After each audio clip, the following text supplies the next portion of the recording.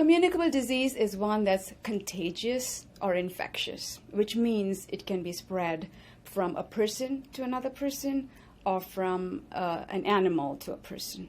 So, for example, the flu virus, which if you sneeze or you cough and it's all over your hands, and you go to another room and you touch something that belongs to someone else, and that person picks it up, then the germs spread, and that's what's called communicable. Another example with animals is if you clean the cat litter and you touch it, and then you later, eat food without washing your hands, then you can get a disease called toxoplasmosis. So those are examples of communicable diseases. There are a few common ways by which disease spreads, and the most common is what most of us know, which is from human to human through airborne fomites or things that carry the germs. So that's like coughing or sneezing, stuff getting on your hands, rubbing your eyes and then touching something else, and that's how it spreads. Or, you have an infection and you're a cook in a restaurant and you didn't wash your hands and you spread that bacteria onto the food. Somebody else eats that food. That could be one way of spreading the infection.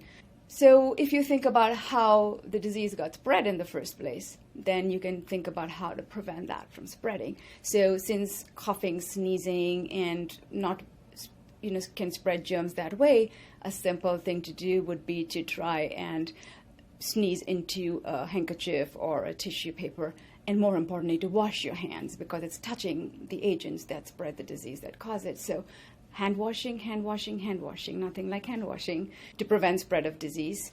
And then if you think of the other mechanisms, avoid sharing personal items like combs or brushes, toothbrushes, and more importantly, get vaccinated. Immunizations help prevent the spread of communicable diseases by creating immunity in you. Bacteria are single-celled organisms, also called microorganisms or microbes, and in layman terms called germs or bugs that can cause infection in people. Not always, but sometimes can do that. Fortunately, all bacteria are not dangerous. In fact, they help in different ways, and scientists are now thinking and researching into how these bacteria help us. They help us in many different ways, from helping make these vitamins that we need, to digesting some of the food, to creating an environment that's helpful, to forming barriers against other infections or bad bacteria. Now, there are bacteria that cause problems and can cause infections like strep throat or other bacteria. So there are both kinds of bacteria. A virus is even tinier than a bacteria and is very, very clever because it can keep changing.